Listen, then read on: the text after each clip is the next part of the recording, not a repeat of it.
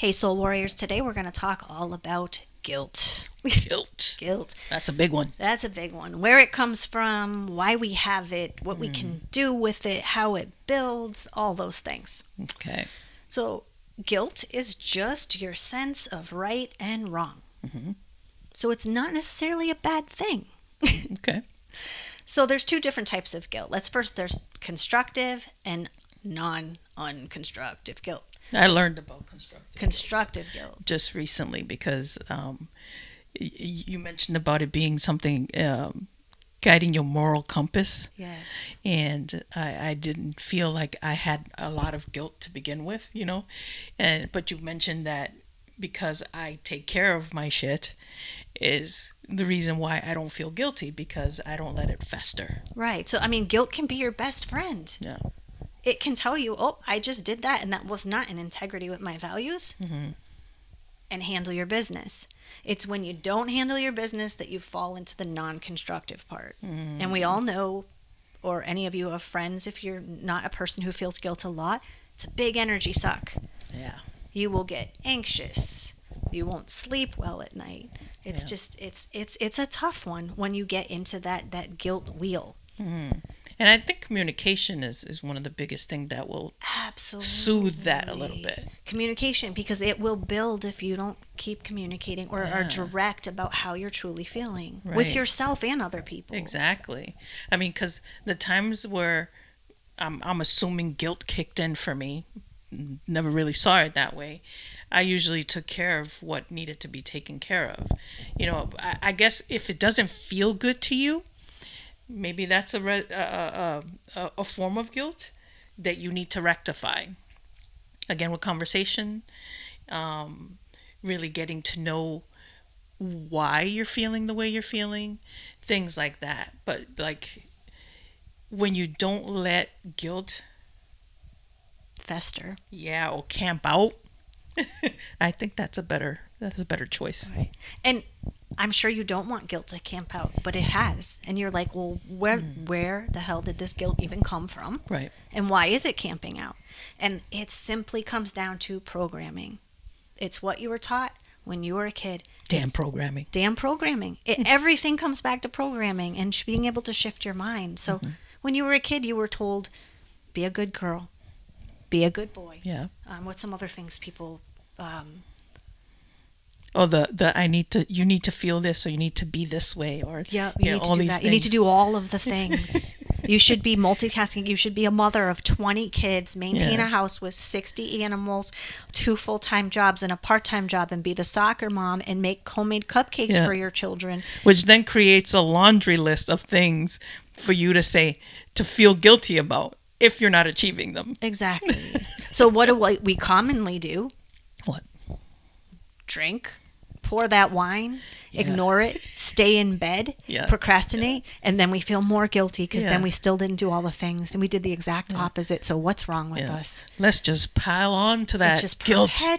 perpetuates. So what this is basically society's judgments. A lot of it is just passed down programming. It's not even anybody's fault. It's not your parents' fault or the TV show's fault or the teacher's fault. It's just how they were programmed, and they share what they think is helpful, the way they think the world works. But we don't want the world to work that way. Right. So we're responsible, each of us, to start shifting that narrative and sharing it different so it can shift, so the guilt doesn't have to be that huge. Is that kind of like the part of, I remember back in the day, I used to always say, that's just the way I am. Or that's just how I was raised. Or that's just what I know. Is that a sense that's of where totally a all sense that of comes it. from? And that was you holding strong because you have a strong sense of yourself from those formative years. Right. So you were trying to establish, this is me, and this is me being in my power, until you realize that as you get older, no, that's just what I was taught, or that's what I was told. Program, some level of program, and I don't like that. I don't like knowing that my thoughts or feelings are based upon some random programming that everyone's doing, that's just not my gig. Exactly. So, I mean, look into your mindset. Episode 8 of our podcast, we'll link it down below. Yes. All about mindset and shifting that programming. So that's a huge How help important mindset is, let me tell you. Majorly. And another way it will build up is, so what commonly happens is all those judgments are placed on you by society. And at some point, because you're trying to figure out your self-identity, you make those judgments your own. So you start turning them inward. I'm not good enough. I'm not doing enough. I cried and I shouldn't have. That shows weakness.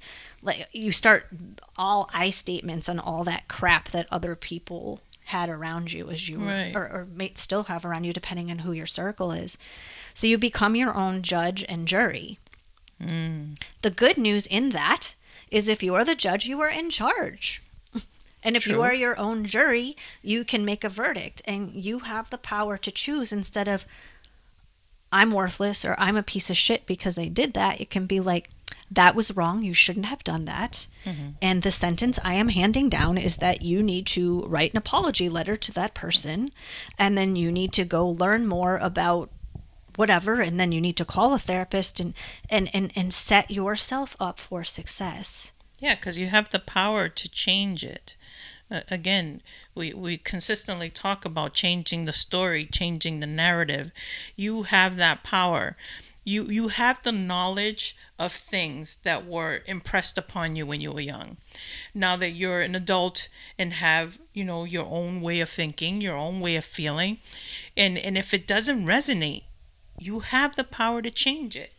Again, with mindset, check it out. It's going to take a lot of practice too. Yeah. So don't be like, well, I tried and I told myself I should do that, and then I just stayed in bed, and you're perpetuating your guilt. You just start catching yourself. You Right. pay attention. Is guilt useful and necessary, though? Absolutely. Okay. Absolutely. Okay. Because it's your right or wrong. Right. And don't hold so tight to that, because your right or wrong could change. What I thought was right or wrong 5 years ago is totally different now, as I've learned and had more life experiences. Right. So it changes. It changes. As you change. As you change. As you get farther it. into what your moral compass is, what you think is right or wrong will change. It's kind of like, writing that line. Exactly. So really, the more that you know yourself and the more that you can start practicing, like cutting some slack, like, okay, I always feel better when I sleep a little extra when I get into this space. So I'm going to set the alarm for, 9 o'clock instead of 7 a.m. and I'm going to give myself the space to do that. And also don't I was going to say overschedule, but actually scheduling can help. Like this podcast, we've had a lot of stuff going on in our life, and it got pushed and it got pushed. Yeah. And then we're like, okay, tomorrow morning at this time, this is what we're going to do. Right. And we held ourselves accountable for that. Right. And we ran into some serious technical tech difficulties issues. that we could have easily walked away from it, which is our Episode 9 episode of our 9 of our podcast. podcast. Check it out when it comes out. But stuck to it, and we did what we needed to do, and not feel guilty that we didn't start on time. Exactly. And you'll see this manifest sometimes as people pleasers. Yeah. The people that, you're just trying to make everything okay for everybody. And you're like, I'm not going to feel guilty because, I'm doing this, this, and this to try to take care of all of the things. And so you're just putting more on your plate. And you can't fix everybody else. It's totally impossible. Right. You can only fix in here. So work on really pleasing yourself. Yeah. Taking care of yourself. Yeah. You know what I've noticed, that guilt is huge in religion. Mm-hmm. That's something I remember growing up in, going to regular mass and doing all those things. That there's an immense amount of guilt in religion. In every faith, though, because in You think so? spirituality, I find it a lot. Okay. They're trying to make you feel broken and less than about certain True. things. You shouldn't feel guilt. You should just change your mind, and you should just treat yourself nicer. That is not what you should. But we all know that it's not that simple. Yeah. So I think it's whitewashed to keep you into buying their products and following whatever the latest advice is on it. And, Yeah. and really, when every single thing boils down to knowing yourself and practicing what you want to be, what you want to feel, who you know you are, who you want to become. It's just practice, practice, practice, and surrounding yourself by people who will support you in that. Being direct, like you said, with communicating. You know, if you're going to beat yourself up, call somebody that you know can just listen if you need them to, or walk me down a different path because I don't want to be down this rabbit hole anymore. Right. Or hit us up on social media if you just, We're always if you here. don't want to, talk to a friend or anybody, you want somebody that's completely out of the situation, hit us up on our social media, and we'll be more than happy to talk to you guys and give our 2 cents. Exactly. Or just listen. If you just need to get it out with somebody who doesn't know Help you anything about your process. situation, or might ask you, some good questions that can help you start changing the narrative. Right.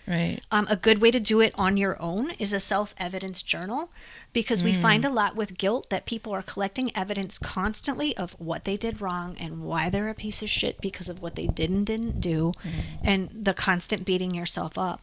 So at the end of each day, have a notebook, write that it's a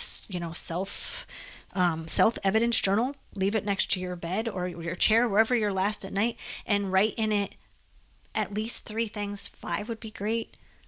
What you did well that day. Yeah. Like, even if it's, I held the door for somebody. I did my dishes. I got out of bed and took a shower today. Like, that could be a huge personal success for you. Like, whatever it is. Right. And if you're not into journaling or anything like that, I think just taking a moment to, again, get curious and ask yourself certain questions like, why am I feeling this way? What can I do to change this feeling? What can I do right now so that later on in life I don't end up in the same position? Just like little things like that. So because the more curious you get about yourself, the more you learn about yourself. And don't ask the questions right before bed, because you will lay in bed no. literally contemplating all of that and doing the loop spiral of death. I personally won't, because I tend to just pass out. But yeah, don't do it if that's kind of the way your brain works. Yeah, again, knowing yourself, like when that's going to work best for you. Yeah, because I love journaling. I love doing things like that, but I don't always want to do it. No. And I know that a lot of people are in the same boat when it comes to that. So just asking yourself simple questions, pertaining to why you're feeling guilty, and what can you do differently. Or have a buddy. Yeah. Like, get a buddy that you're both going to do this each night, and you're going to text each other at 10 o'clock or something, or pick your time and make sure that you both did it. Yeah. And if one of you didn't, like, okay, do it right now while I'm on the thing, like, hold yourself accountable. If you can't find it within yourself because you get too guilty to do it yourself, find that support, or get a coach to help.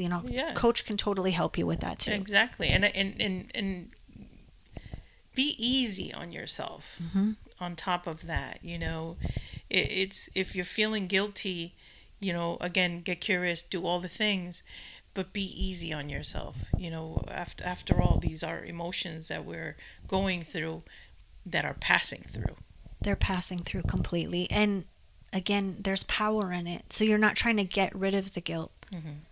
You're trying to lessen the negative voice and empower the one that's like, these are my core values. This is who I am, and this is how I'm handling my life. Right. It can be very powerful, very useful. So we're not trying, again, to get rid of guilt. We're trying to utilize it to be the best versions of ourselves. So what are the things they can do to get to the other side of that? Take good care of yourself. Look for evidence of things that you're doing that are in the good, in the right category, that align with your moral compass, and speak about those things. Because if you're not giving as much attention to those good things you're doing, and you're letting the guilt be the loudest voice in the room, it's going to keep being the loudest voice in the room. So that other voice, even if it's tiny, small, and quivering at the beginning, or just a whisper, it needs to be heard. So make space for that voice to be heard. Yeah. Eventually, the more you step into you, it will become the loudest voice in the room, and you will be such a beautiful version of yourself that Oh you my will God, yes. absolutely love. It is possible. We've done it. We've seen other people do it, and Yep. we want that for you. Yep. Okay? Hit us up, ask any questions, talk about it in the comments below, like and subscribe if you want more of this. And if there's anything you want us to expound on or other topics that you're struggling with, let us know and we'll record a video on that too. Have a great day. Be kind. Peace. Peace.